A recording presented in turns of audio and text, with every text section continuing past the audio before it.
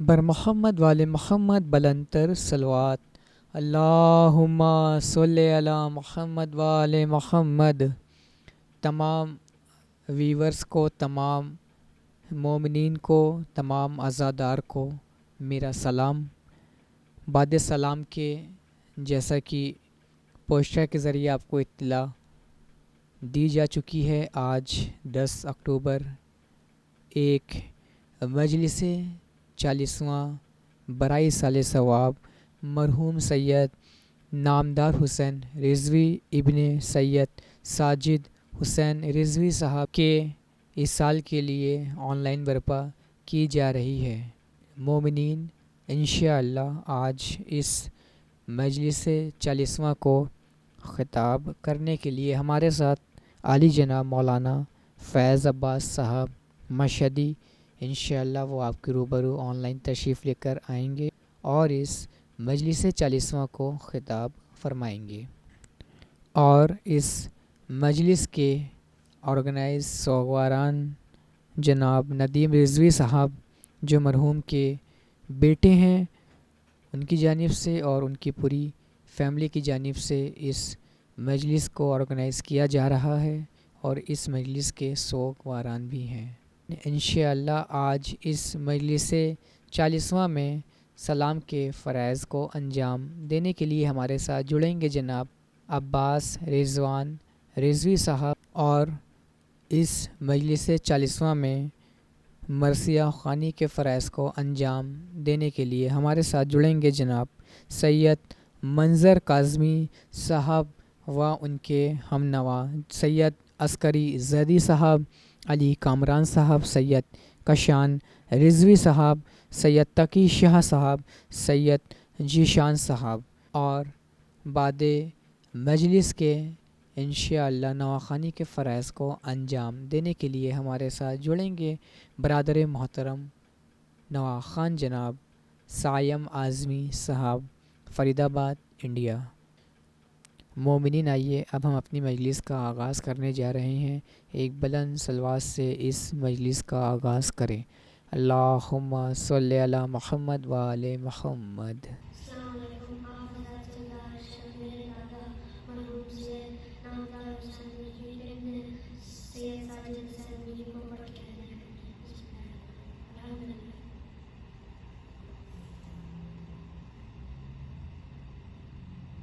بسم اللہ الرحمن الرحیم۔ نعرہ تکبیر، اللہ اکبر، نعرہ تکبیر، اللہ اکبر، نعرہ رسالت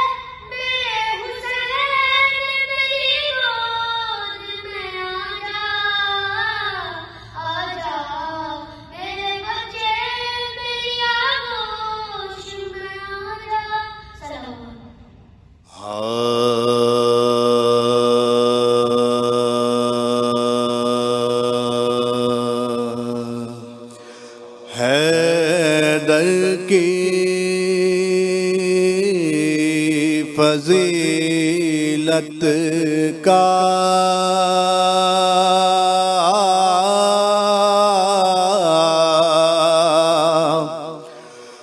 بیان ہے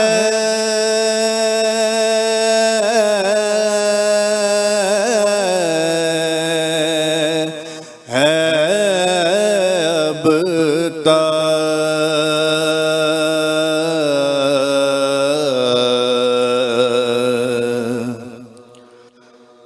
حیدر کی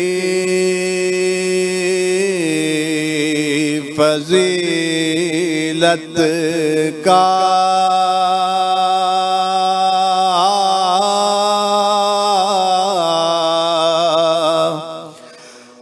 بیان ہے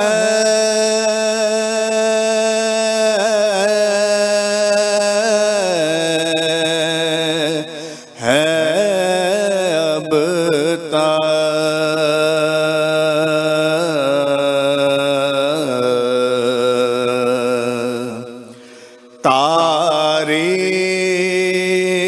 تاریخ زمانہ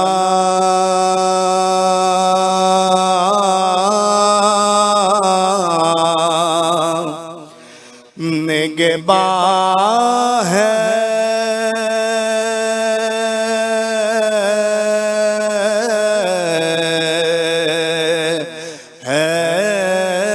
اب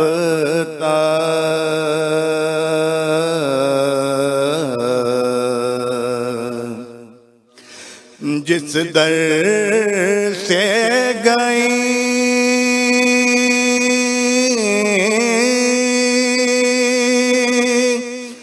بنت اسد کعبے میں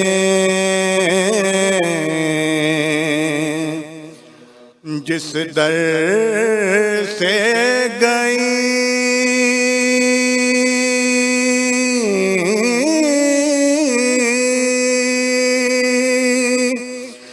بنت اسد کعبے میں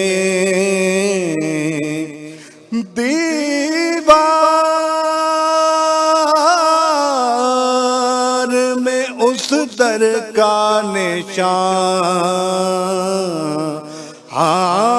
ہے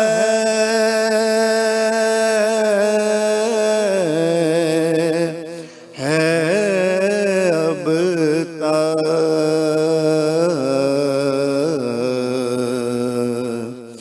حیدر کی فضیلت کا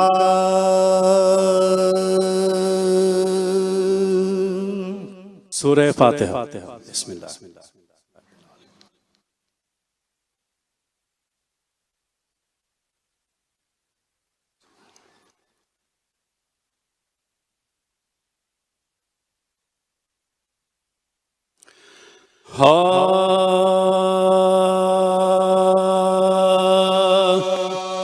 عباس کو حسین جو دریا پارو چکے عباس کو حسین جو دریا پارو چکے بھائی سے اپنے ہاتھ لبین دھو چکے یہاں تک کہ قتل اکبر و اصغر بھی ہو چکے سینے پہ جو پلے تھے وہ مٹی میں سو تھے نوح گر ہر ایک تنے پاش پاش پر قاسم کی لاش لاش پر کبھی اصغر کی لاش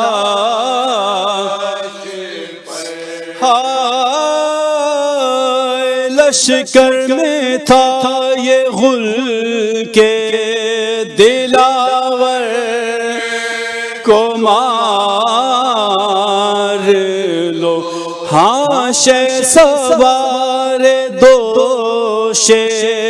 پیمبر کو مار لو سید کو بے دیار کو مزتر کو مار لو سب مر چکے ہیں اب شہ صفدر کو مار لو قبضے میں تیرے ظلم بھی تیرے جفا بھی ہے کہتے ہیں شہ بتاؤ میری کچھ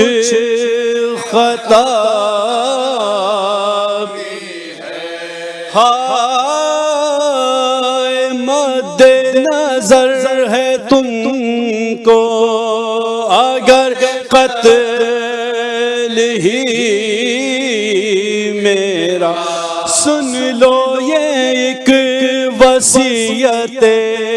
آخر میری ذرا بچوں پر رحم کیجیو اے قوم بے حیا زہرا سے کم نہیں میری بہنوں کا مرنے کے بعد مجھ پائے احسان کیجیو زینب کے سر سے بلبے میں چادر نہ لیجیو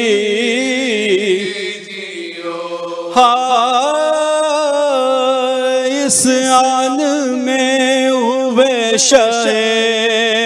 بیکار پائتنے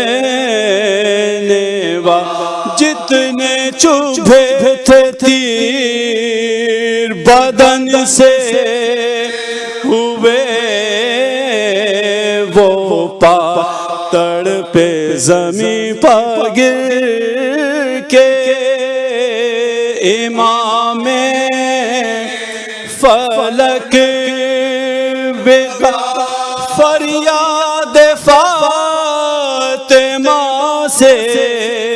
ہلا عرش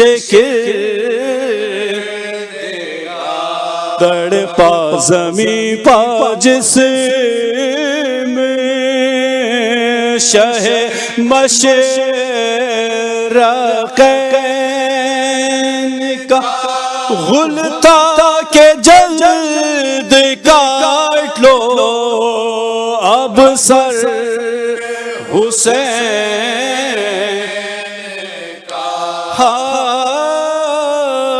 ہر چند پیٹتی رہی نادان بسد ادب فریاد کو یتیم کی سنتا تھا پر وہ کب خنجر گلے پا رکھ دیا حضرت کے ہے غضب سوکھی زبان دکھا کے کہا شاہ نے ظالم سکینہ خیمے میں جالے تو زب کر پانی تجھ کو پلا لے تو زب ہائے حضرت تو پانی پانی پکارا کیے کاٹا گیا گلے کو ادھر شمر گوہر دوڑی نکل کے خیمے سے زینب برہنہ چلتی تھی دو قدم کبھی گرتی تھی خاک کہتی تھی آہ کس سے میں اب التجا کر لٹتا ہے گھر میرا رے لوگوں میں کیا کہتی تھی آہ کس سے میں اب التجا کر لٹتا ہے گھر میرا رے لوگوں میں کیا کروں عباس کو حسین جو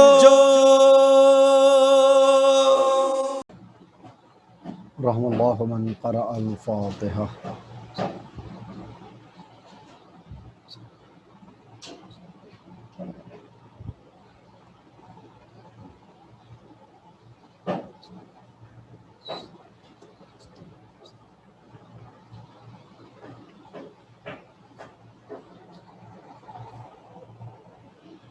حضرات گزارش ہے کہ ایک مرتبہ سورہ حمد اور 3 مرتبہ سورہ اخلاص کی تلاوت فرما کر مرحوم سید نامدار حسین رضوی صاحب ابن سید ساجد حسین رضوی صاحب کی روح میں ساتھ.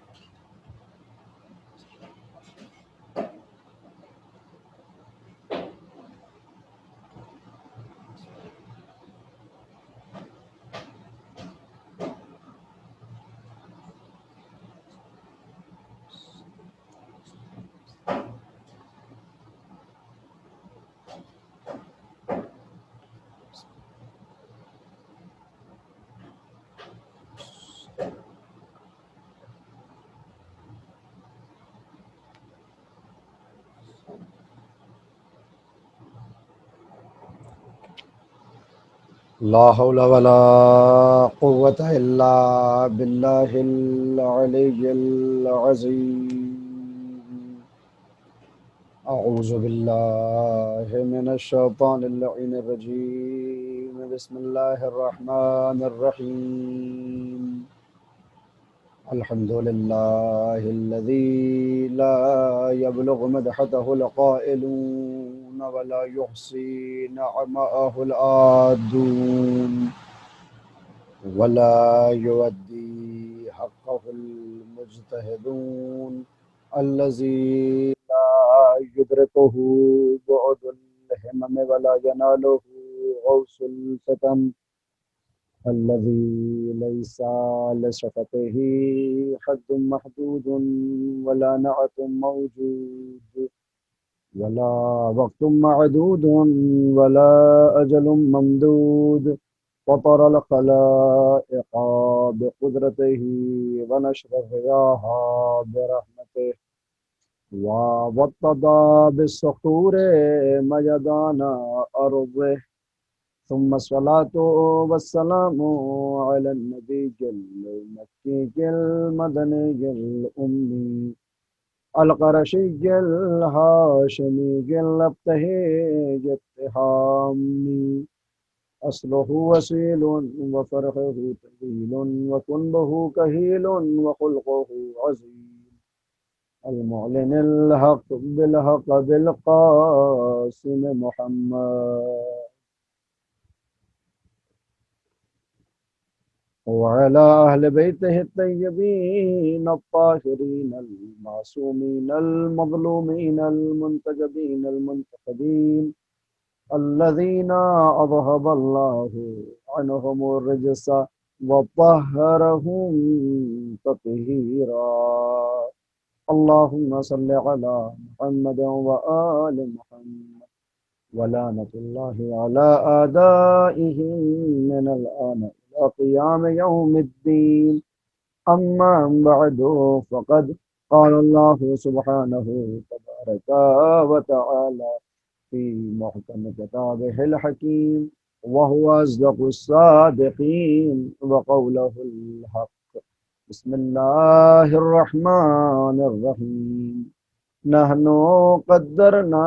بينكم الموت وما نحن بمسبوقين على أن نبدل أمثالكم وننشئكم فيما لا تعلمون صلوات حاضرین گرامی قدر معزز سامعین کرام اور عزیزداران مظلوم کربلا،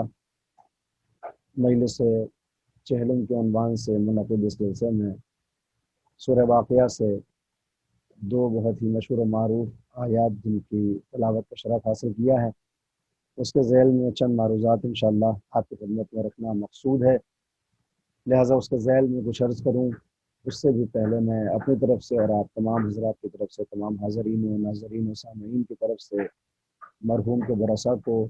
ان کے مرحوم کے انتقال پر ملال کا پرسہ پیش کرتا ہوں اور تسلیت عرض کرتا ہوں، اور اس تسلیت کے ساتھ خداوند عالم کے حضور دعا گو ہوں کہ معبود جانے والا جو اس دنیا سے گیا ہے اس کی مغفرت ہو کر اس کے درجات کو بلند فرما، ان کے پسماندگان کو، ان کے باز ماندگان کو صبر جمیل عنایت فرما، اور انشاءاللہ ہماری اس مختصر سی عبادت کو قبول فرما لے بحق محمد و آل محمد، اللہم صلی علی محمد و آل محمد وعجل فرجہ۔ سورہ واقعہ کے جس کی یہ دو آیتیں آپ کی خدمت میں عرض کی گئی ہیں، جن کا ترجمہ کچھ اس طرح سے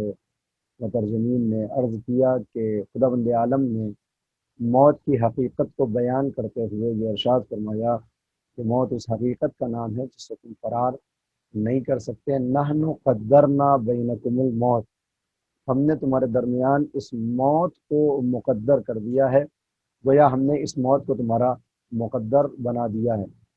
نحن نقدر بینکم الموت وما نحن بمسبوقین علی ان نبدل امثالکم وننشئکم فیما لا تعلمون، اور نہ صرف یہ کہ اس موت کو تمہارا مقدر بنایا بلکہ تم سے پہلے آنے والے بہت سے افراد بھی اسی موت کو برداشت کر کے اس دنیا سے جا چکے، اور ہم کبھی بھی اس بات پر مغلوب نہیں ہوئے کہ جب تم اس دنیا سے چلے جاؤ تو تمہاری جگہ پر دوسرے افراد اس دنیا کو آ کر بسا لیں۔ عام طور پہ ایک سوال ذہن میں پیدا ہوتا ہے کہ اگر میں دنیا سے چلا جاؤں گا تو پھر اس دنیا کا کیا ہوگا، میں جو کام انجام دے رہا تھا، جو افعال و اعمال اس دنیا کے اندر خیر خواہی کے انجام دے رہا تھا، میرے جانے کے بعد ان کا کیا ہوگا؟ آواز آئی تم چلے جاؤ گے تو تمہاری جگہ پر تمہارا کوئی نہ کوئی بدل اس دنیا کے اوپر پیدا کر دیا جائے گا، اور یہ دنیا یوں ہی جاری و ساری رہے گی اس وقت تک کہ جب تک ارادہ خدا اس کو ختم کرنے کے بارے میں اپنے اس ارادے کو تحقق پذیر نہ کر دے۔ سوال یہ پیدا ہوتا ہے ٹھیک ہے ہم چلے جائیں گے، یہ دنیا یوں ہی چلتی رہے گی اور ہماری جگہ پر دوسرے افراد آ جائیں گے، ہمارا کیا ہوگا؟ چونکہ یہ سوال انسان کے ذہن میں پیدا ہوتا، لہٰذا اس نے کہا ننشئکم فیما لا تعلمون، اس دنیا میں تمہاری جگہ دوسرے افراد آ جائیں گے اور تم کو ایک ایسی دنیا میں، ایک ایسے عالم میں لے جا کے دوبارہ منسجم کر دوں گا اور مجسم کر دوں گا اور دوبارہ سے بنا دوں گا کہ جس کے بارے میں تم نہیں جانتے۔ یعنی ترتیب کیا ہوگی کہ اس دنیا سے جانے والے انسان جائیں گے، ان کی جگہ پر دوسرے افراد آ کے اس دنیا کو چلاتے رہیں گے، یہ دنیا جاری و ساری رہے گی، اور وہ انسان جو اس دنیا سے چلا گیا وہ بھی ختم ہونے والا نہیں ہے، وہ فنا ہونے والا نہیں، بلکہ ایک ایسے عالم میں اللہ ننشئکم اس کو پھر سے مجسم کر دے گا کہ جس عالم کے بارے میں، جس دنیا کے بارے میں انسان کو علم ہی نہیں ہے۔ لہٰذا عزیزان گرامی ہمیں یہ یاد رکھنا چاہیے کہ یہ دنیا جو فنا ہونے والی ہے، یہ دنیا جو ختم ہونے والی ہے، یہ جو زندگی اللہ نے ہم کو عطا کی ہے، ایک روز اس زندگی کی نعمات خداوند عالم ہمارے اوپر ختم کر دے گا، تمام کر دے گا، اور آخری نعمت موت کی صورت میں ہم سے ملحق ہوگی اور ہم اس دنیا سے چلے جائیں گے۔ میں اس سال ثواب کی مجلسوں میں ایک نقطے کی طرف عام طور پہ اشارہ کرتا رہتا ہوں کہ موت سے ہمیں خوف نہیں کھانا چاہیے، موت سے ہمیں ڈرنا نہیں چاہیے، اس لیے کہ موت بھی اللہ کی ایک نعمت ہے۔ اگر یہ موت نہ ہو تو پھر آپ یقین جانیں کہ جو دنیا کا نظام ہے یہ تہوبالا نظر آئے گا۔ آپ صرف فکر کریں کہ اس وقت دنیا کے اندر جہاں 7.5 ارب افراد کی جمعیت اس دنیا کو بسائے ہوئے ہے، اگر کسی کو موت ہی نہ آتی ہوتی تو پھر اس دنیا میں اس وقت تعداد کتنی زیادہ ہوتی، لوگوں کے نہ رہنے کی جگہ ہوتی، نہ لوگوں کے لیے کھانے کا انتظام ہوتا۔ لہٰذا موت ایک اللہ کی نعمت ہے کہ بندہ ایک وقت معینہ تک اس دنیا کے اندر اپنی زندگی گزارے اور پھر یہاں سے چلا جائے۔ اگرچہ انسان کی فطرت اور اس کے غرائز کے نتائج کے سلسلے میں بعض وقت ہمیں یہ دیکھنے کو ملتا ہے کہ انسان اپنی موت کو اپنے سے دور کرنا چاہتا ہے، اور وہ یہ فکر کرتا ہے کہ شاید کچھ ہمارے ایسے اعمال و افعال ہو جائیں، کچھ ایسی ہم تدبیریں کر لیں تاکہ موت ہم سے دور چلی جائے۔ اللہ نے کہا یہ موت تم سے دور ہونے والی نہیں ہے، اینما تکونوا یدرککم الموت، تم جہاں کہیں بھی چلے جاؤ یہ موت تم سے آ کے ایک دن ملاقات کر لے گی۔ اور عجیب انداز میں اس آیت کا جو اگلا حصہ ہے کہ اینما تکونوا یدرککم الموت ولو کنتم فی بروج مشیدہ، اگر تم بروج مشیدہ میں بھی چلے جاؤ، بڑے بڑے قلعے، مضبوط قلعوں کے اندر بھی داخل ہو جاؤ، اور یہ سوچو کہ ملک الموت تم سے ملاقات کرنے والا نہیں ہے، تو ہرگز ایسا ہونے والا نہیں ہے، موت ایک دن تمہارے سامنے کھڑی ہو جائے گی۔ پیغمبر اعظم حضرت محمد مصطفیٰ صلی اللہ علیہ وآلہ وسلم سے اس آیت کے نزول کے بعد جب یہ سوال ہوا کہ یہ بروج مشیدہ کیا ہیں، یہ بڑے بڑے مضبوط قلعے کیا ہیں، تو چونکہ علم اور دانش اور ترقی اس مقام پر نہیں پہنچی تھی جہاں آج پہنچ چکی ہے، لہذا پیغمبر نے اس کو سمجھانے کے لیے یہ کہا کہ اگر بڑے بڑے پتھروں اور لوہے کے ذریعے مضبوط قلعوں کو بنا لیا جائے اور انسان اس قلعے میں جا کے اپنے آپ کو قید کر لے اور یہ سوچے کیا ملک الموت اس تک نہیں پہنچ سکتا، تو یاد رکھو کہ موت آنے والی ہے، اور ان قلعوں کے اندر آنے سے بھی ملک الموت کو کوئی روک نہیں سکتا۔ عزیزان گرامی، لیکن جب آج اس بروج مشیدہ کا آپ ترجمہ کریں گے اس ترقی یافتہ دور کے اندر، اس علمی دنیا میں جب آپ بروج مشیدہ کو دیکھیں گے تو بروج کہتے ہیں پلینٹ کو، یعنی اللہ یہ اشارہ کرنا چاہتا ہے کہ اگر ایک وقت انسان اپنے علم اور اپنے ترقی کے معیار میں اتنا بلند ہو جائے کہ اس پلینٹ کو چھوڑ کے یہ سوچ کر کہ یہ دنیا آلودہ ہو چکی ہے، فضا گندی ہو چکی ہے، یہاں کے اوپر غلاظتیں زیادہ ہیں، فضا خراب ہو چکی ہے، لہٰذا اب اس دنیا کو چھوڑ کر ایک نیا پلینٹ بسایا جائے، ایک نئی دنیا بسائی جائے، تو اللہ نے اس فکر کے اوپر اسی دن مہر لگا دی کہ اگر موت سے فرار ہونے کے لیے تم اس برج کو چھوڑنا بھی چاہو، اس پلینٹ کو چھوڑنا بھی چاہو، بالکل تم بروج مشیدہ، اگر تم ان بروج مشیدہ میں دوسرے پلینٹس میں بھی جا کے زندگی بسر کرنے لگو تو اینما تکونوا یدرککم الموت، موت ایک دن تمہارے سامنے آ کے کھڑی ہو جائے گی۔ لہٰذا تم اگر چاند پہ کمندے بھی ڈال دو، اگر مریخ کو فتح بھی کر لو اور نئے نئے پلینٹس اور سیاروں کو کشف کرنے کے بعد وہاں پر زندگی کی تلاش میں اپنے وقت کو صرف و خرچ بھی کرنے لگو، تو ممکن ہے وہاں پر تمہیں زندگی کچھ دنوں کی مل جائے، مگر وہاں پر بھی تمہیں موت سے ملاقات کرنی ہوگی۔ کیوں؟ کیونکہ ہمارا قانون یہ ہے کہ کل نفس ذائقۃ الموت، جو بھی ذی نفس ہوگا اس کو موت کا ذائقہ چکھنا ہوگا، جو بھی ذی نفس ہوگا اس کو موت کا ذائقہ چکھنا ہوگا۔ عزیزان گرامی، لہذا معلوم یہ ہوا کہ کوئی بھی انسان کسی بھی طرح کی تدبیر کر لے، اگر وقت آ گیا ہے تو یہ نعمت خدا موت کی صورت میں انسان سے ملحق ہوتی ہے اور بندے کو اس دنیا کو چھوڑ کے جانا پڑتا ہے۔ لیکن ہمیں موت سے گھبرانا اس لیے نہیں چاہیے، پریشان اس لیے نہیں ہونا چاہیے کہ اللہ نے انسان کی ارتقائی منزلوں میں انسان کو سعادت مند بنانے کے لیے موت کو ایک ذریعہ بنایا ہے تاکہ بندہ اس دنیا فانی سے نکل کے دنیا باقی کی طرف منتقل ہو جائے۔ آپ یاد رکھیں کہ موت سے ہمیں یوں بھی نہیں ڈرنا چاہیے کہ آیت 3 مرتبہ قرآن کریم میں اس آیت کی تکرار ہوئی ہے، کل نفس ذائقۃ الموت، ہر نفس کو موت کا ذائقہ چکھنا ہے، ہر نفس کو موت کا ذائقہ چکھنا ہے۔ تو یاد رکھیں مطلب یہ ہے کہ نفس ہے جو موت کو چکھنے والا ہے، موت نفس کو چکھنے والی نہیں ہے۔ یا میں الفاظ کو بدل دوں کہ یہ انسانی نفس ہے جو ایک دن موت کو چکھ لے گا، یعنی موت کو کھا لے گا، موت انسان کو کھانے والی نہیں ہے۔ یاد رکھیں جس چیز کو کھایا جاتا ہے ایک دن وہ ختم ہوتی ہے، کھانے والا ختم نہیں ہوتا۔ آپ اگر تبرک لے کے آتے ہیں مجالس کے بعد تو تبرک کو آپ تناول کرتے ہیں، کھاتے ہیں، لہذا تبرک ختم ہوتا ہے، آپ صحیح و سالم رہتے ہیں۔ کیوں؟ کیونکہ آپ کھانے والے ہیں اور تبرک کھایا جانے والا ہے۔ اللہ نے یہ نہیں کہا کہ موت انسانی نفوس کو کھا لے گی، کہ نہیں، یہ انسانی نفوس ہیں جو موت کو کھا لیں گے، اس کے ذائقوں کو چکھیں گے۔ لہذا ایک دن ایسا آئے گا کہ موت تمام ہو جائے گی، انسانی نفوس باقی رہیں گے اپنے اعلیٰ مراتب کے ساتھ۔ اب سوال البتہ یہ ضرور ہوتا ہے کہ جب کسی چیز کو چکھا جاتا ہے، جب کسی چیز کو کھایا جاتا ہے تو اس کا ایک ٹیسٹ ہوتا ہے، ایک ٹیسٹ ہوتا ہے کہ جس کے بعد اس کو محسوس ہوتا ہے کہ یہ کیسا ہے۔ مثال کے طور پہ انسان نے کوئی مٹھائی کھائی تو اس کو ٹیسٹ آیا کہ یہ میٹھا ہے، انسان نے کسی کڑوی چیز کو مزمزہ کیا تو اس کو اس کا کڑواہٹ، اس کی کڑواہٹ کا اندازہ ہوتا ہے۔ میرے اللہ، تو نے بار بار یہ تو بتایا ہے کہ کل نفس ذائقۃ الموت، کل نفس ذائقۃ الموت، مگر اس موت کا مزہ کیسا ہے یہ بھی بتا دے، اس موت کا مزہ کیسا ہے یہ بھی بتا دے۔ تو عزیزان گرامی، میں نے قرآنی آیات اور احادیث سے جہاں تک اس ناقص عقل نے سمجھا ہے وہ یہ کہ اصل میں خداوند عالم نے موت کے مزے کو یوں بیان نہیں کیا کیونکہ موت کا اپنا کوئی مزہ نہیں ہے۔ کاش متوجہ ہوا، موت کا اپنا کوئی مزہ نہیں ہے۔ مثال میں آپ کے سامنے عرض کروں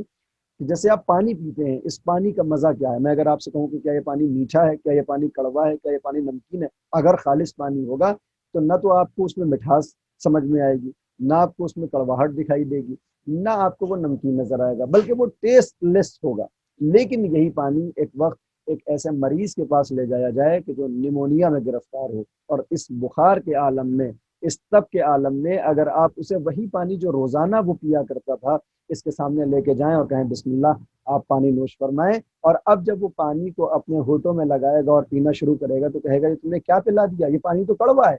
جبکہ یہ وہ پانی ہے جو روز پیا کرتا تھا۔ مگر آج اس کو یہ پانی نیمونیا کی وجہ سے کڑوا محسوس ہو رہا ہے، اور اس کا مزمزہ جو کر رہا ہے، اس کو جو مزہ آ رہا ہے وہ کڑواہٹ ملا ہوا مزہ ہے۔ کیوں؟ کیونکہ اس کے بدن کی جو بیماریاں تھیں، جو اس کے بدن کی خرابیاں تھیں، جو اس کے بدن کی علالتیں تھیں، اس نے پانی کے ٹیسٹ کو بدل کے اس کے جسم میں جانے کے بعد کڑواہٹ سے تعبیر کر دیا اور اس کے مزے کو بدل دیا۔ لیکن خدا نے چاہا اور یہ بندہ کہ جو ابھی نیمونیا میں گرفتار تھا، بیمار تھا، تب تھا، بخار تھا، یہ اپنے گھر صحیح و سالم آ گیا، اور جب یہ گھر میں پہنچا اور اس کو پھر پیاس کا احساس ہوا اور اس نے پانی مانگا، بیٹے نے اسی جگہ سے پانی لا کے اس کے حوالے کیا، اور جیسے ہی اس نے منہ سے لگایا تو بیٹے نے پوچھا بابا پانی کڑوا تو نہیں ہے؟ وہ کہا نہیں، پانی کڑوا کیوں ہونے لگا، پانی تو بہت اچھا ہے، میٹھا ہے۔ اب سوال یہ پیدا ہوتا ہے کہ وہی پانی جو ابھی اس کو ہاسپٹل میں پلایا گیا تھا 2 روز پہلے کہ جب یہ مریض تھا تو اس نے کہا یہ پانی کڑوا ہے، آج گھر آنے کے بعد وہی فلٹرڈ پانی اس کو دیا جا رہا ہے، لیکن یہ کہہ رہا ہے کہ نہیں کڑوا تو نہیں، یہ پانی میٹھا ہے، جبکہ نہ وہاں پر کوئی کڑواہٹ ملائی گئی تھی، نہ یہاں پہ کوئی شکر اور چینی ملائی گئی ہے، مگر آج میٹھا اور کل کڑوا کیوں نظر آ رہا تھا؟ اس لیے عزیزان گرامی، کیونکہ پانی کا اپنا کوئی مزہ نہیں ہے۔ اگر بدن علیل ہو تو یہی پانی کڑوا دکھائی دیتا ہے، یہی پانی کڑوا نظر آتا ہے، لیکن اگر بدن صحیح و سالم ہو تو یہی پانی ہوتا ہے جس میں آپ شکر نہیں بھی ملاتے ہیں، شہد نہیں بھی ملاتے ہیں، یہ پانی اس کو میٹھا نظر آتا ہے۔ اللہ نے کہا کل نفس ذائقۃ الموت، ہر نفس کو موت کا ذائقہ چکھنا ہے، ہر نفس کو موت کا ذائقہ چکھنا ہے، لیکن مزہ نہیں بتایا کہ اس کا مزہ کیسا ہوگا، کیونکہ اللہ نے یہ بیان کرنا چاہا کہ اس موت کا اپنا مزہ کوئی نہیں ہے۔ اگر تمہاری روحیں صحیح و سالم ہو، اگر تمہارا قلب مطمئن ہو، اگر ایمان و یقین و اسلام و اطمینان کے ذریعے تم نے اپنی روح کو صحیح و سالم کر رکھا ہے تو یہی موت ہوگی جو تمہیں شہد سے زیادہ شیریں نظر آئے گی۔ اور اگر خدا نخواستہ اور روح کی علالت کی وجہ سے، روح کی بیماریوں کی وجہ سے، روح کی غلاظتوں کی وجہ سے تم نے اپنی روح کو مردگی کی طرف لے جا کے کھڑا کر دیا ہے تو اب یہی موت ہوگی جو تمہیں زہر حلاحل سے زیادہ کڑوی نظر آئے گی۔ لہذا عزیزان گرامی، اب اس موت کا مزہ کیسا ہو اس کی پوری ذمہ داری ہمارے اور آپ کے اوپر ہے۔ اگر ہم نے اپنے اعمال کے ذریعے اپنی روح کو بیدار کر رکھا ہے تو پھر یہ ہمیں موت کیسی نظر آئے گی کہ ایک بچہ یہ کہتا ہوا نظر آئے گا احلی من الاصل، یہ میرے لیے شہد سے زیادہ شیریں ہے۔ لہذا یہی ایک وجہ ہے کہ معصومین فرماتے ہیں کہ موت کی جو سختی ہے، جو پریشانیاں ہیں، جس وقت روح جسم سے جدا ہونا چاہتی ہے، جس وقت وہ تعلق دے، روح و جسم جو اللہ نے امتزاج پیدا کیا تھا، جو التقاط پیدا کیا تھا، جو کنیکشن پیدا کیا تھا روح و جسم نے، جس وقت یہ روح و جسم کا وہ کنیکشن ختم ہوتا ہے تو اتنی تکلیف ہوتی ہے، ایسا محسوس ہوتا ہے جیسے خاردار درخت کے اوپر ایک ریشمین چادر کو ڈالا جائے اور کھینچ لیا جائے، جو عالم اس چادر کا ہوتا ہے کہ وہ تار تار ہو جائے، وہی عالم اس بدن کا ہوتا ہے روح کے نکلنے کے بعد۔ یعنی یہ تکلیفیں ہیں موت کی۔ دوسری روایت میں آیا کہ جس وقت روح اور جسم جدائی ہوتی ہے تو عالم کچھ اس طرح کا ہوتا ہے، ایسی تکلیفیں ہوتی ہیں جیسے تمہاری نسوں کو قینچی سے کاٹ کاٹ کے ٹکڑے کر دیا جائے، یہ ایک کیفیت ہے۔ مگر وہیں پر صادق آل محمد امام جعفر صادق علیہ الصلوۃ والسلام یہ کہتے ہوئے نظر آتے ہیں، لیکن گھبراؤ نہیں، پریشان نہیں ہو، جہاں موت کی اتنی تکلیفیں ہیں وہیں مومن کے لیے یہ موت ایسے آتی ہے جیسے پھول آپ کو دے دیا جائے اور اب آپ اس پھول کی خوشبو کو محسوس کر کے محظوظ ہو جائیں۔ بس یہ موت بھی اسی طرح سے مومن کے پاس آتی ہے، روح و جسم اس طرح سے جدا ہو جاتے ہیں جیسے پھول سے خوشبو جدا ہو جائے۔ جب پھول سے خوشبو جدا ہو تو عالم معطر ہو جاتا ہے۔ مومن کی روح جب اس کے جسم سے جدا ہوتی ہے، جب وہ جو کنیکشن ختم ہوتا ہے تو بالکل عالم یہ معطر ہو جایا کرتا ہے۔ بازیان گرامی، یہ ہماری اپنی ذمہ داری ہے کہ ہم موت کے احساس کو اپنے لیے کیسا بنانے والے ہیں، موت کے مزے کو اپنے لیے کیسا کرنے والے ہیں۔ اس لیے کہ اگر بندہ ایمان کے ساتھ اس دنیا میں زندگی گزارے تو نہ تو موت کی تکلیفیں پریشان کرنے والی ہیں، نہ قبر کی تاریکیاں پریشان کرنے والی ہیں، نہ محشر کے سوال و جوابات سے انسان کو پریشان ہونا چاہیے۔ کیوں؟ کیونکہ جس وقت موت آنے والی ہوگی، موت سے پہلے مولا المجاہدین امیر المؤمنین علی بن ابی طالب علیہ السلام تشریف لے آئیں گے، اور مومن اب ان کی زیارت میں اتنا محب ہو جائے گا کہ موت کی تکلیفوں کا اندازہ نہیں ہوگا۔ عزیزو، میں نے ایک جگہ ایک مجلس خطاب کی، مجمع میں کچھ غیر شیعہ حضرات بھی موجود تھے، اور میں نے جب یہ دو کیفیتیں ان کے سامنے بیان کی کہ ایک طرف موت کا عالم یہ ہے کہ جیسے خاردار درخت کے اوپر ریشمی چادر کو ڈال کے کھینچ لیا جائے، اتنی اذیت ہوتی ہے، اور مومن کے ساتھ، علی کے چاہنے والے کے ساتھ موت کا طریقہ یہ ہوتا ہے کہ جیسے پھول سے خوشبو جدا ہو جائے ایسے روح جسم سے جدا ہو جاتی ہے۔ تو کچھ حضرات میرے ساتھ پاس آئے اور اعتراضی شکل میں انہوں نے کہا کہ صاحب یہ بات ہمیں سمجھ میں نہیں آتی کہ جب پیغمبر نے بتا دیا کہ موت اتنی تکلیف دینے والی ہے تو پھر امام جعفر صادق علیہ السلام نے کیوں آخر پیغمبر کے فرمان کو ٹھکرا دیا اور ان کی بات کو غلط ثابت کر دیا اور یہ کہا کہ صاحب ہمارے چاہنے والوں کو موت ایسے آ جاتی ہے؟ اس لیے کہ چاہے چاہنے والا ہو یا دشمن ہو، بغض کرنے والا ہو یا محبت کرنے والا ہو، سب آدم کی اولاد ہے، سب کے پاس جسم ہے، سب کے پاس گوشت ہے، سب کے پاس پوست ہے، سب کے جسموں میں خون ہے۔ لہٰذا اب جب موت آئے گی تو پھر ان جسموں میں جدا جدا طریقے سے کیسے آ سکتی ہے؟ یا تو موت آنے کا انداز ویسا ہوگا جو پیغمبر نے بتایا کہ تکلیفیں ہوں گی، یا پھر موت آنے کا انداز ایسا ہوگا جیسا امام جعفر صادق علیہ السلام نے فرمایا، یہ ایک ہی اولاد آدم کے لیے الگ الگ طریقے کیسے ہو سکتے ہیں؟ ہم نے کہا معاملہ یہ ہے کہ نہیں، پیغمبر نے جو فرمایا ہے وہ بالکل صحیح ہے کہ موت کے آنے کا انداز ایسے ہی ہوتا ہے جیسے ریشمی چادر کو خاردار درخت کے اوپر ڈالا جائے اور کھینچ لیا جائے، مگر معاملہ یہ ہے کہ جب مومن کے پاس یہ تکلیفیں آتی ہیں تو موت کے آنے سے پہلے امیر المؤمنین علی بن ابی طالب علیہ السلام تشریف لے آتے ہیں۔ مومن علی کی زیارت میں اتنا محب ہو جاتا ہے کہ اب تکلیفوں کا اس کو اندازہ بھی نہیں ہوتا۔ وہ تکلیفیں تو ہوتی ہیں مگر زیارت میں یہ اتنا محب ہو جاتا ہے کہ اس کو تکلیفوں کا اندازہ نہیں ہوتا۔ جیسے میں نے یہ جواب دیا، بولے مولانا یہاں سے دو سوال اور پیدا ہوتے ہیں۔ میں نے کہا بیان کریے۔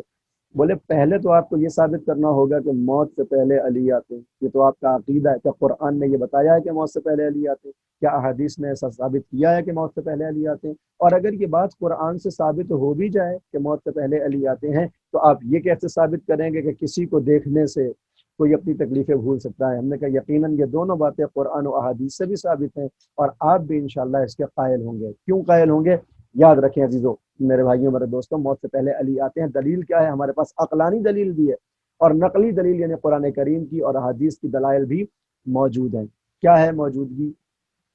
موت کے مفہوم کو مد نظر رکھیں کہ یہ وہ حقیقت ہے کہ آج تک جس کا کسی نے انکار نہیں کیا۔ اس دنیا کے اندر آپ کسی بھی انسان سے پوچھیں کہ صاحب آپ موت کو مانتے ہیں؟ ہو سکتا ہے وہ خدا کو نہ مانے، ہو سکتا ہے وہ پیغمبر کو نہ مانے، ہو سکتا ہے وہ امام کو نہ مانے۔ بہت سے ایتھسٹ حضرات ایسے ہیں جو نہ اللہ کو مانتے ہیں نہ اس کی طاقتوں کو۔ بہت سے غیر شیعہ حضرات ہیں جو امامت کو نہیں مانتے۔ بہت سے غیر مسلمان ایسے ہیں جو محمد مصطفیٰ صلی اللہ علیہ وآلہ وسلم کو نہیں مانتے۔ تو بہت سی چیزوں میں بہت سے لوگ جدا ہو جاتے ہیں، مگر یہ موت ایک ایسی حقیقت ہے کہ جس کا انکار آج تک کوئی نہیں کر سکا۔ کوئی کسی بھی مذہب کو ماننے والا ہو، کوئی کسی بھی مسلک سے تعلق رکھنے والا ہو، سب یہ کہتے ہیں کہ موت ایک حقیقت کا نام ہے اور ایک دن موت آنے والی ہے۔ یعنی دنیا کا سب سے بڑا جو حق ہے وہ موت ہے۔ اگرچہ سب سے بڑا جو حق ہے وہ پروردگار ہے، اس سے بڑا کوئی حق نہیں ہو سکتا، مگر جب ماننے والوں کی بات کی جاتی ہے تو تمام کے تمام افراد جو خدا کو نہیں بھی مانتے وہ بھی ایک حق کی بات کرتے ہیں کہ ہاں موت حقیقت ہے، موت ایک دن آنے والی ہے اور انسان ایک دن یہاں سے جانے والا ہے، فنا ہونے والا ہے۔ لہٰذا بھی گرامی معلوم یہ ہوا کہ حق و حقانیت کا نام ہے موت، حق کا نام ہے موت۔ یہ ہو گئی عقلانی دلیل کہ سب کہتے ہیں کہ موت حق ہے۔ قرآن کی روح سے آئیے، قرآن میں خداوند عالم نے ارشاد فرمایا کہ وجاءت سکرۃ الموت بالحق ذالک ما کنت منہ تحید۔ قرآنی آیت ہے کہ جب موت کی غنودگی حق کے ساتھ آتی ہے تو یہ وہی موت ہے کہ جس سے تم فرار کیا کرتے تھے، جس سے تم فرار کیا کرتے تھے. وَجَاءَ سَكْرَةُ الْمَوْتِ بِالْحَقِّ ذَلِكَ مَا كُنْتَ مِنْهُ تَحِيدُ. یہ وہ موت ہے کہ جس سے تم فرار کیا کرتے تھے. عزیزان گرامی، عقلانی اعتبار سے موت خود حق ہے، قرآنی اعتبار سے موت حق کے ساتھ ہے. وجاءت سکرت الموت بالحق، موت کی غنودگی جب حق کے ساتھ آتی ہے، لہذا یا تو موت خود حق ہے یا حق کے ساتھ ہے. اب عزیزان گرامی، حق کیا ہے اگر اس کو آپ کو جاننا ہو تو پیغمبر اعظم ختمی مرتبہ حضرت محمد مصطفیٰ صلی اللہ علیہ وآلہ وسلم مسجد النبوی میں تشریف فرما ہے. اچانک کچھ آنے والے مسجد میں داخل ہوئے، پیغمبر کو سلام کیا اور سلام کرنے کے بعد پیغمبر کو گھیر کے بیٹھ گئے. ابھی کچھ ہی وقت گزرا تھا کہ اچانک مسجد میں ایک ہستی داخل ہوئی، جس نے داخل ہونے کے بعد کہا السلام علیکم یا رسول اللہ. پیغمبر نے جواب دیا اور مسکرانے کے بعد اپنے چاہنے والوں سے یہ پوچھا. اور یہ وہ حدیث ہے، یہ وہ روایت ہے جو علماء اہل سنت نے بھی اپنی اپنی کتابوں میں نقل کی ہیں اور علماء اہل تشیع نے بھی اس واقعے کو نقل کیا. یعنی یہ سب متفق ہیں اس مسئلے کے اوپر، اس روایت کے اوپر، کہ ایسا ایک وقت آیا تھا اور یہ سب ہوا تھا. پیغمبر نے اپنے چاہنے والوں سے پوچھا کہ جانتے ہو یہ جو مسجد میں اس وقت داخل ہوا ہے یہ کون ہے؟ سب نے کہا ہم جانتے ہیں، یہ مولا الموحدین علی ابن ابی طالب علیہ السلام ہیں، آپ کے داماد ہیں، آپ کے بھائی ہیں، حسنین کے والد گرامی ہیں، زہرا کے شوہر. پیغمبر نے کہا یہ تو تم رشتے بتا رہے ہو، تمہیں حقیقت حیدر بتاؤں کیا ہے؟ سب نے کہا کہ بتائیے حقیقت کیا ہے. فرمایا یاد رکھنا کہ حق اور علی یہ دونوں برابر ہیں. لوگوں نے پوچھا اس کا مطلب کیا ہے؟ کہا الحق مع علی و علی مع الحق، حق علی کے ساتھ ہے اور علی حق کے ساتھ ہے. میرے جانے کے بعد، میرے اس دنیا کو چھوڑ دینے کے بعد اگر ساری کائنات کسی کے پیچھے جا رہی ہو اور کسی راستے پہ علی اکیلا جا رہا ہو تو یاد رکھنا حق ادھر ہی ہوگا جدھر علی ہوگا. علی مع الحق والحق مع علی، وہ حدیث ہے جو اہل سنت حضرات کے یہاں بھی موجود ہے اور ان کی کتابوں کے اندر اس کو درج کیا گیا ہے. الحق مع علی وعلی مع الحق. پیغمبر نے جیسے یہ حدیث سنائی ایک مرتبہ اپنے چہرے کو ادھر کی طرف موڑا جہاں پر آپ سجدے کیا کرتے تھے اور ایک مرتبہ ہاتھوں کو اٹھا کے فرمایا اللہم ادر معہ، اللہم ادر الحق معہ حیث دار، میرے اللہ حق کو ادھر ادھر موڑ دینا جدھر جدھر یہ علی مڑے. اس دعا سے پہلے کہ جو پیغمبر نے دعا کی میرے اللہ حق کو ادھر موڑ دینا جدھر علی مڑے، اس سے پہلے طریقہ یہ ہے کہ علی مع الحق وحق مع علی، یعنی علی اور حق برابر میں ہیں، حق اور علی برابر میں ہیں، ان میں نہ کوئی امام ہے نہ کوئی ماموم ہے، یہ برابر میں ہے، ساتھ میں چل رہے ہیں. مگر پیغمبر کی اس دعا کے بعد اب ترکیب بدلنے والی ہے، اب ترتیب بدلنے والی ہے، اب تقدم و تاخر میں اختلاف ہونے والا ہے. پیغمبر نے کہا کہ حق کو ادھر موڑ دینا جدھر علی مڑے. اس کا مطلب یہ ہے کہ اب علی امام ہوگا، حق ماموم ہوگا. حق انتظار کرے گا کہ پہلے علی مڑ جائیں تاکہ میں بھی اس کے ساتھ مڑ جاؤں. اب عزیزان گرامی، یہ پیغمبر کی حدیث ہے، پیغمبر کی دعا ہے کہ حق کو ادھر مڑنا ہے جدھر علی مڑیں. اب مجھے بتائیے عقلانی اعتبار سے سب سے بڑا حق کون سا ہے؟ قرآنی اعتبار سے حق کہاں ہے؟ تو معلوم یہ ہوا کہ یا تو موت حق ہے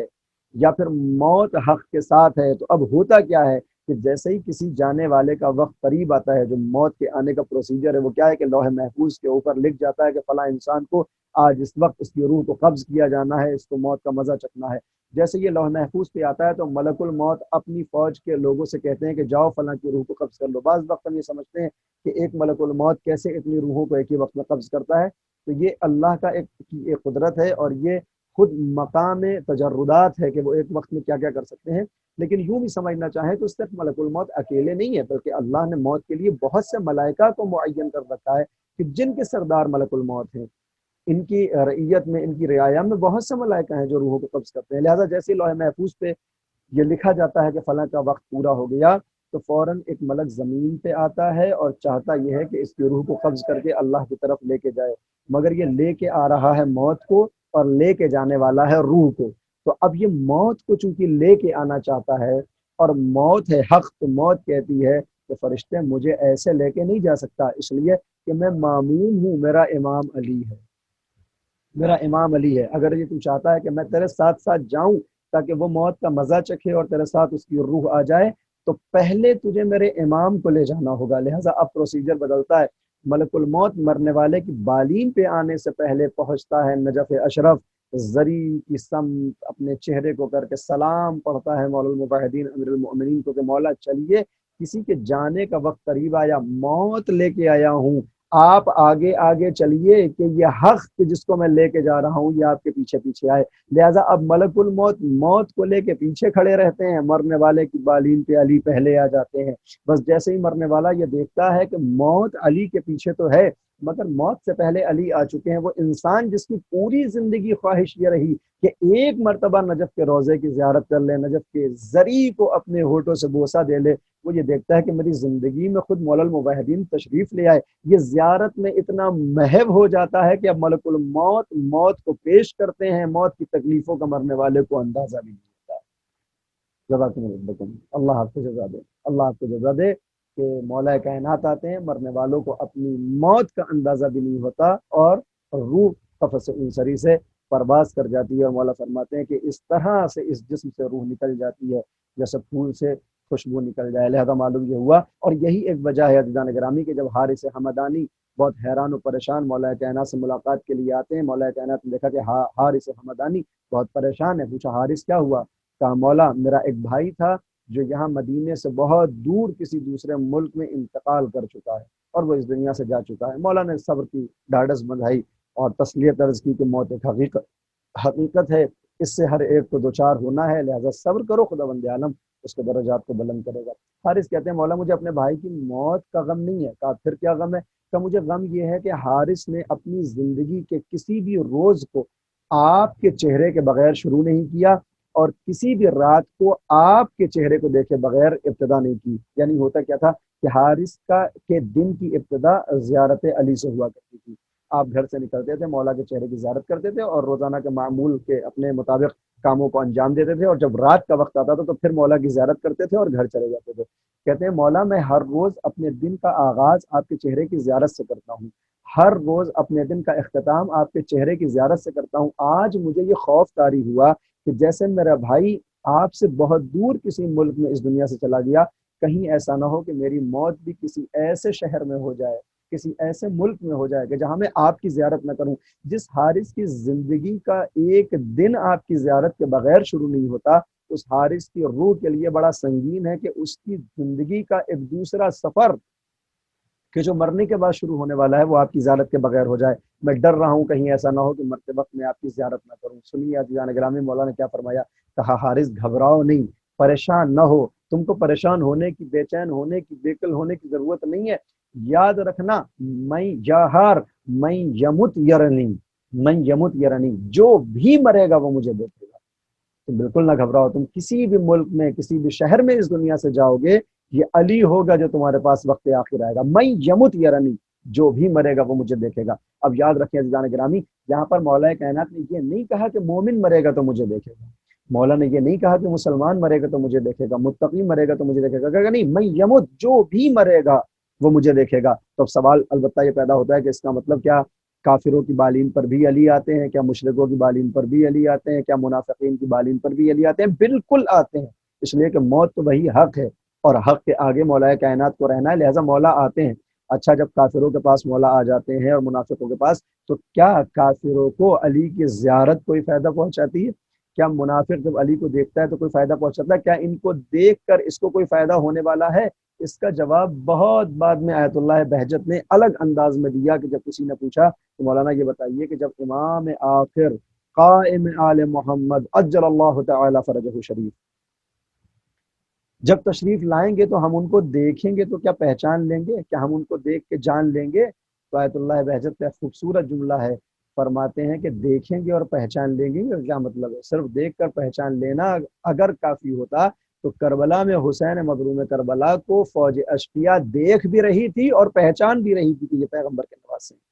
وہ دیکھ بھی رہے تھے اور پہچان بھی رہے تھے کہ یہ فاطمہ کے لال ہیں، وہ دیکھ بھی رہے تھے اور پہچان بھی رہے تھے کہ یہ پنجتن پاک کے سلسلے کی آخری کڑی ہے۔ مگر کیا دیکھنا اور پہچاننا اشقیہ کو کوئی فائدہ دے سکا؟ کیا دیکھنا اور پہچاننا کیا ان کی شقاوت میں کمی کر سکا؟ کیا ان کی سعادت مندی کا سبب بن سکا؟ نہیں، معرفت ضروری ہے، لہذا صرف دیکھ کر پہچان لینے سے کام چلنے والا نہیں ہے۔ بعض عزیزان گرامی اس جملے نے مجھے سہارا دیا کہ مولا کائنات آتے تو سب کی بالین پہ ہیں مگر فائدہ ہر ایک کو ملنے والا نہیں ہے۔ فائدہ اسے ملے گا جس نے اپنی زندگی میں علی کو اتارا ہوگا، جس نے اپنی سیرت میں علی کو اتارا ہوگا۔ اور اگر خدا نخواستہ کسی کی زندگی فقیر شام کے راستے پہ رہی ہو، جس کے اعمال و افعال علی کے دشمنوں کی طرح سے انجام پاتے ہوں اس دنیا کے اندر، اب جب وہ اگر آخری وقت علی کو دیکھے گا بھی تو معرفت کیسے حاصل کرے گا؟ اس لیے کہ اس کی پوری زندگی تو گزری ہے دشمنان علی کے کیریکٹر میں، علی کے دشمنوں کی سیرت پہ عمل کرتا رہا، وقت آخر علی کو دیکھنا اس کو کیسے فائدہ دے سکتا ہے؟ لہذا فائدہ بس اس کو ملے گا جس نے اپنی زندگی میں علی کو اتارا ہوگا، علی کی معرفت ہوگی، وہ وقت آخر دیکھے گا۔ تو موت سے پہلے مولا الموحدین تشریف لے آئے ہیں، پھر اس کو موت کی تکلیفیں ہونے والی نہیں ہے۔ جیسے میں نے یہ سب عرض کیا، بولے ٹھیک ہے، سمجھ میں آ گیا کہ علی آتے ہیں، مگر یہ کیسے ثابت ہوگا کہ کسی کو دیکھنے سے کوئی اپنی تکلیفیں بھول جائے؟ ہم نے کہا کہ آپ نے اگر قرآن کو رٹنے کی جگہ ٹھیک سے پڑھا ہوتا تو اس کا جواب بھی آپ کو سمجھ میں آتا۔ اس لیے کہ قرآن کے اتنے قصوں میں اللہ نے ایک قصے کو احسن القصص کہا ہے، جس کا نام ہے قصہ حضرت یوسف۔ سورہ یوسف کے اندر اللہ نے اس واقعے کو سب سے بہترین قصہ جو کہا، اس میں ایک مقام ایسا بھی آتا ہے کہ جب زلیخا کو ان کی چاہنے والیاں تانے دیتی ہیں کہ ایک غلام کے عشق میں فریفتہ ہو گئی ہو، ایک غلام کے عشق میں تجھ گرفتار ہو گئی ہو، تمہیں شرم نہیں آتی؟ روزانہ سننے کے بعد ایک دن زلیخا نے کہا کہ مجھ کو آ کے تنبیہ کرتی ہو، کبھی تم نے دیکھا بھی ہے کہ یوسف کیسے ہیں؟ کبھی تم نے یوسف کی زیارت بھی کی ہے؟ چاہنے والوں نے کہا کہ نہ دیکھا ہے نہ دیکھنا چاہتے ہیں۔ اور اب یہاں سے زلیخا نے کہا کہ تم نے نہیں دیکھنا مت دیکھو، لیکن اگر تم ایک مرتبہ یوسف کا دیدار کر لو تو اس کے بعد تم مجھے تانے دینا چھوڑ دو گی۔ کہا ٹھیک ہے، اگر ایسا ہے تو ہم یوسف کو دیکھنے کے لیے آمادہ ہیں۔ حکم ہوا حضرت یوسف کو کہ آپ کو کل دربار میں آنا ہے۔ حضرت یوسف کو جو وقت ملا تھا دربار میں آنے کا، اس سے کچھ پہلے بلایا گیا تھا چاہنے والیوں کو کہ تم پہلے آ جانا، یوسف فلاں وقت دربار میں آئیں گے۔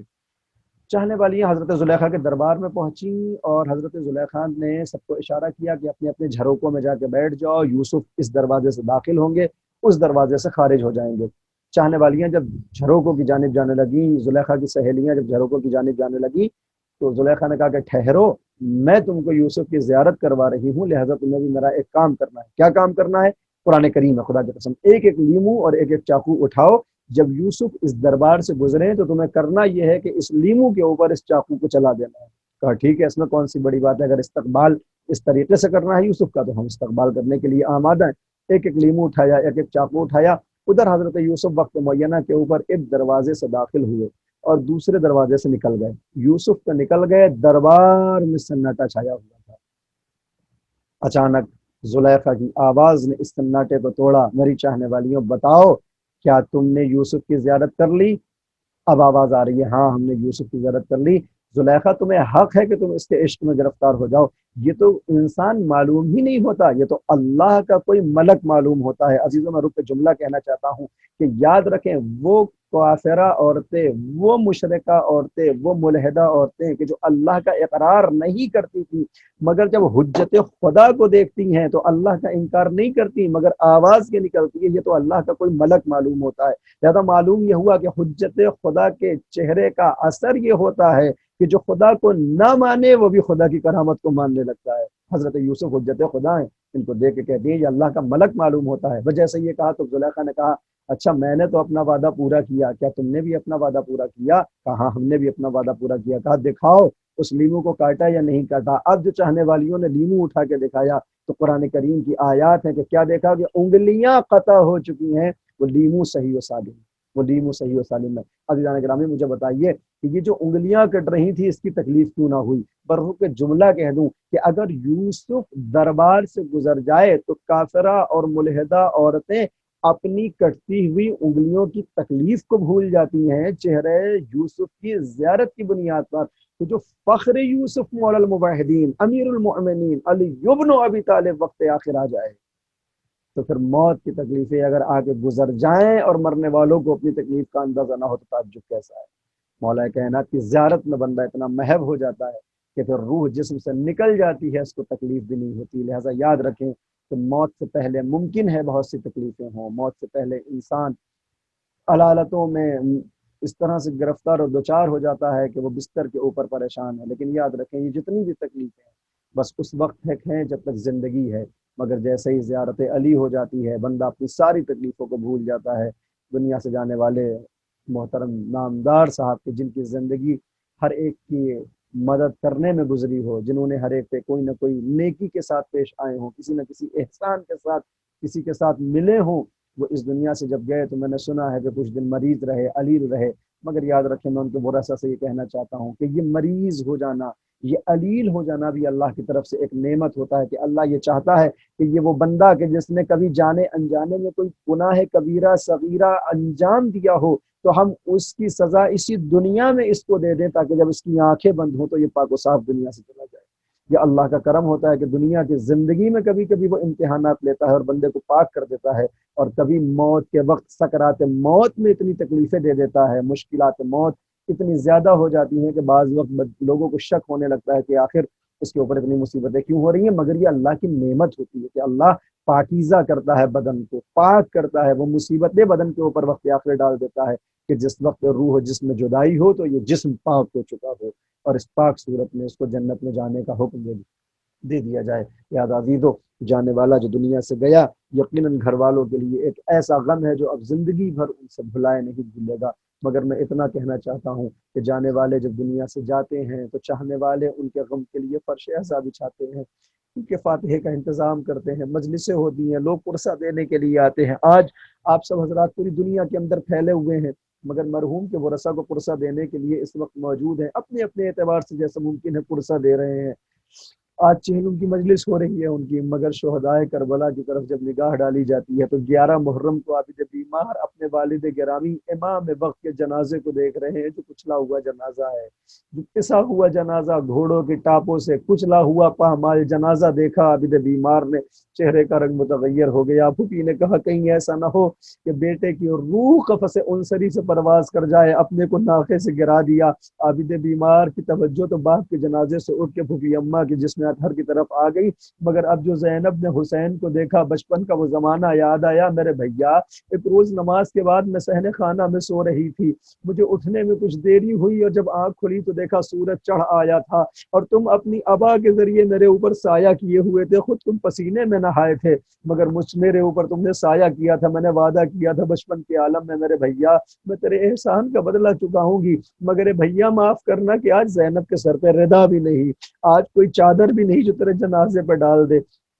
اجرکم اللہ، خدا آپ کو کسی غم میں نہ رلائے سوائے غم اہل بیت کے۔ آپ متوجہ گریاں ہیں، میں بھی اپنی منزل پہ آ گیا۔ لیجیے 11 محرم کو قافلہ اسیر ہوا، کوفے پہنچا، کوفے سے شام یہ قافلہ وارد ہو چکا ہے، 1 برس تک یہ قافلہ شام میں مقید ہو چکا ہے، اور اب وہ موقع ہے کہ جب ظالم و جابر نے یہ حکم دیا ہے کہ ہم نے آپ کو آزاد کیا، چاہے شام میں سکونت اختیار کریں چاہے مدینے چلے جائیں۔ وہ مدینے کا نام سنا، زینب نے کہا ہم مدینے جانا قبول کریں گے، ہمارے نانا کا شہر ہے، مگر اس سے پہلے ہم اپنے بھیا کا ماتم کرنا چاہتے ہیں۔ ظالم کے گھر میں مظلوم کی صف عزا بچھ رہی ہے، زینب کو شام والیاں پرسہ دے رہی ہیں۔ وہ موقع آیا کہ جب دوبارہ قافلہ آمادہ ہوا، کربلا کی جانب جانا ہے، اس کاروان کو حسین کی قبر کے اوپر جا کر زینب کو گریہ کرنا ہے، قاسم کے اوپر آنسو بہانا ہے، اس لیے کہ ان اہل حرم کو اپنے شہداء پہ رونے کا موقع کہاں ملا۔ وہ ایک 4 برس کی بچی جب بابا کو رونا چاہتی تھی تماچے مارے جاتے تھے۔ لیجیے قافلہ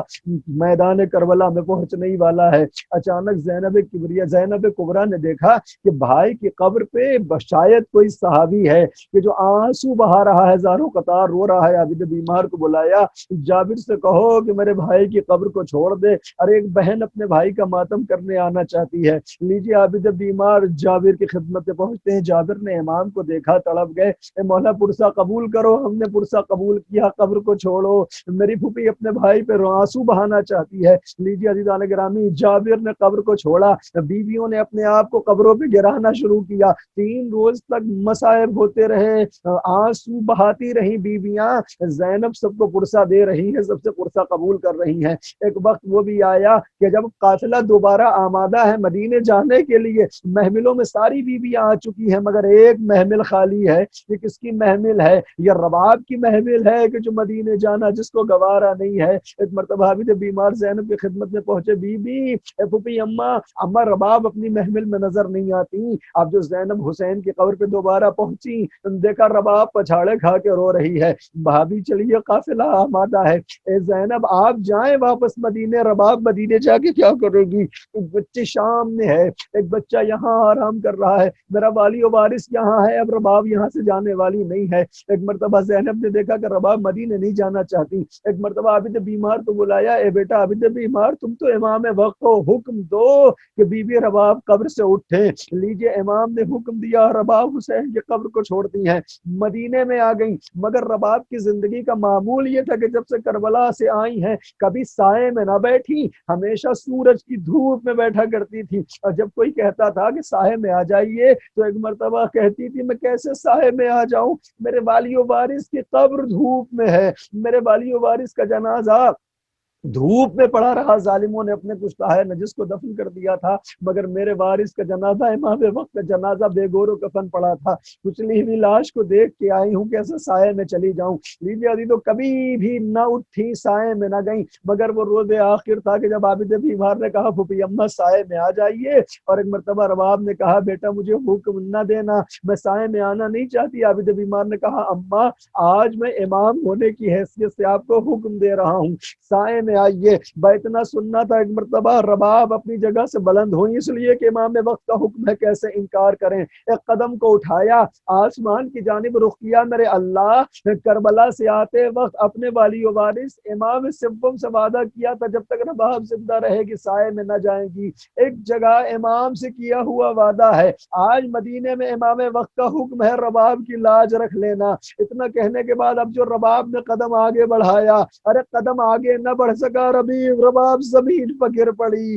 عابد بیمار تڑپ گئے، پھوپھی اماں دیکھیے رباب کو کیا ہو گیا۔ اب جو بیویاں آئیں، دیکھا روح قفس انصری سے پرواز کر چکی ہے۔ ایک مرتبہ زینب نے بالوں کو کھول کے گریہ کرنا شروع کیا، اے بھیا حسین یہ زینب بڑی شرمندہ ہے، رباب کی دنیا تباہ ہو گئی، ایک بچی قید خانے میں ہے، ایک بچہ کربلا میں ہے، آج رباب بھی اس دنیا سے ہمیں چھوڑ کے چلی گئی۔ انا للہ و انا الیہ راجعون، فرضا بقضائہ و تسلیما لامرہ، سیعلم الذین ظلموا ای منقلب ینقلبون۔ حضرات مزید گزارش ہے کہ ایک مرتبہ سورہ حمد اور 3 مرتبہ سورہ اخلاص کی تلاوت فرما کر مرحوم نامدار حسین صاحب ابن ثابت حسین صاحب کی روح کو عطا فرمائے۔ اللہم صلی علی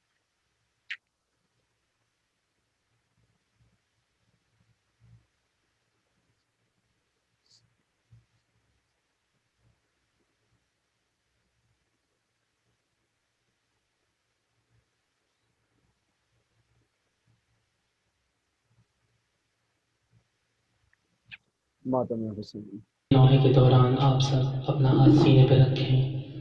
اور ماتم کریں تاکہ ہم شہزادی کو پرسا دے سکیں۔ یا حسین اے ہواؤں نہ تم شور کرنا، ایک یتیمہ کو نیند آ رہی ہے، اے ہواؤں نہ تم شور کرنا، ایک یتیمہ کو نیند آ رہی ہے، تھم کے آہستہ آہستہ چلنا، ایک یتیمہ کو نیند آ رہی ہے، اے ہواؤں نہ تم شور کرنا، ایک یتیمہ کو نیند آ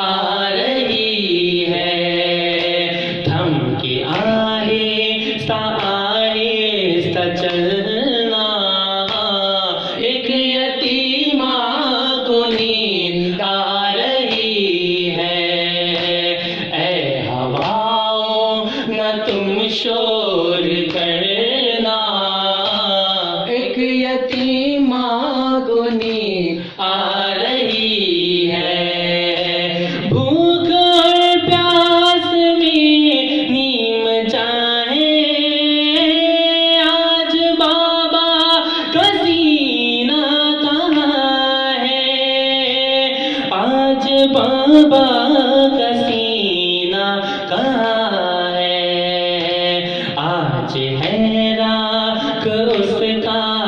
बिछौना, एक यतीमा को नींद आ रही है। ऐ हवाओं न तुम शोर करना, एक यतीमा को नींद आ रही है। तुम तो आजाद बादे सबा हो, जाके दरिया से वापस जो आओ, जाके दरिया से वापस जो आओ। भूए अब्बा से लेकर न आना, एक यतीमा को नींद आ रही है। ऐ हवाओं न तुम शोर करना, एक यतीमा को नींद आ रही है। 3 दिन का ज़माना यूं गुज़रा, क़तराए आब इसने न देखा, क़तराए आब इसने न देखा। ढल गई देख कर खून का दरिया, एक यतीमा को नींद आ रही है। ऐ हवाओं न तुम शोर करना, एक यतीमा को नींद आ रही है। ये तो किस्मत का लिखा हुआ है, तुम थे मजबूर हमको पता है, तुम थे मजबूर हमको पता है। जाके दरिया पे गाजी से कहना, एक यतीमा को नींद आ रही है। ऐ हवाओं न तुम शोर करना, एक यतीमा को नींद आ रही है। सो लगती ज़मीन उसका बिस्तर, चौंक जाती है करवट बदल कर, चौंक जाती है करवट बदल कर। याद आता है बाबा का सीना, एक यतीमा को नींद आ रही है। ऐ हवाओं न तुम शोर करना, एक यतीमा को नींद आ रही है। रब ही जाने सुकून पाए कैसे, गर्म रेती पे नींद आए कैसे, गर्म रेती पे नींद आए कैसे। बाप की बिन थी सोई कभी ना, एक यतीमा को नींद आ रही है। ऐ हवाओं न तुम शोर करना, एक यतीमा को नींद आ रही है। कुछ मुआखात का सामान कर दो, सिर्फ इस शब ये एहसान कर दो, सिर्फ इस शब ये एहसान कर दो। कल से जिस तरह चाहे गुजरना, एक यतीमा को नींद आ रही है। ऐ हवाओं न तुम शोर करना, एक यतीमा को नींद आ रही है। आशिकी आ जा तमाशाइयों में,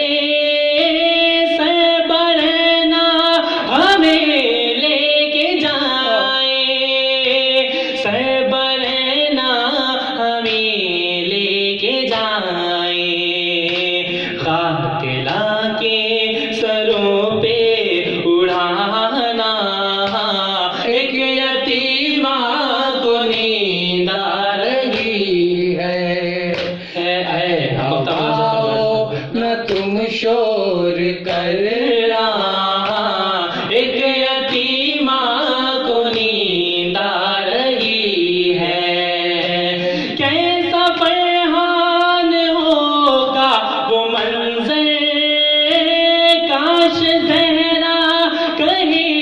روز محشر، کاش زہرا کہیں روز محشر، پھر ایسا یہ نوحہ سنانا، ایک یتیمہ کو نیند آ رہی ہے، اے ہواؤ نہ تم شور کرنا، ایک یتیمہ کو نیند آ رہی ہے، تھم کے آہستہ آہستہ چلنا، یا حسین۔ بہت بہت شکریہ میں تمام ویورز کا، تمام مومنین کا، تمام عزاداروں کا تہہ دل سے شکر گزار ہوں کہ انہوں نے اس مجلس 40واں کے لیے اپنا وقت دیا اور اس مجلس 40واں میں شریک ہوئے اور مرحوم کے اصال کے لیے سورہ فاتحہ کا نذرانہ پیش کیا۔ میں ان کا تہہ دل سے شکریہ ادا کر رہا ہوں مرحوم کے پورے خانوادے کی جانب سے، اور بالخصوص مرحوم کے بیٹے جناب ندیم حسین رضوی صاحب کی جانب سے۔ میں ایک بار مرحوم کے پورے خانوادے کی جانب سے اور بالخصوص مرحوم کے بیٹے ندیم حسین رضوی صاحب کی جانب سے سید منظر کاظمی صاحب و ان کے ہم نوا سید علی کامران صاحب، سید عسکری زیدی صاحب، سید کشان رضوی صاحب، سید تقی شاہ صاحب، سید ذیشان صاحب و اس مجلس میں جو سلام کا نذرانہ پیش کیا جناب عباس رضوان رضوی صاحب، جن کے دادا کی یہ مجلس ہے، میں ان کا بھی اپنی جانب سے اور مرحوم کے پورے خانوادے کی جانب سے شکریہ ادا کر رہا ہوں، اور بالخصوص علی جناب مولانا فیض عباس صاحب مشہدی کا کہ انہوں نے اس مجلس 40واں کے لیے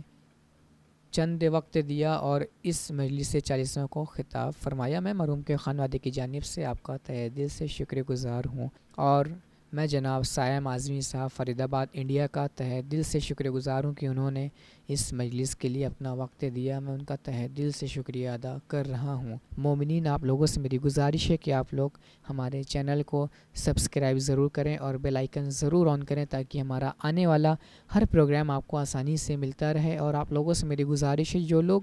مجھے فیس بک اور یوٹیوب پہ سن رہے ہیں ان سے میری گزارش ہے کہ آپ لوگ اس ویڈیو کو آگے شیئر ضرور کریں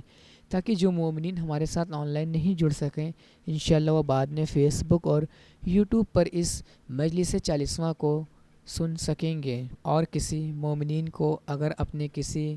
مرحوم کے اصال کے لیے آن لائن مجلس کو برپا کرانا ہے وہ ہم سے رابطہ قائم کر سکتے ہیں۔ ہمارا نمبر نیچے ڈسکرپشن پہ دیا ہوا ہے، آپ ہم سے رابطہ قائم کر سکتے ہیں۔ مومنین، انشاءاللہ آپ سے میری ملاقات جلد کسی نئے پروگرام کے ساتھ ہوگی، تب تک کے لیے آپ اپنا خیال رکھیں۔ خدا حافظ، والسلام۔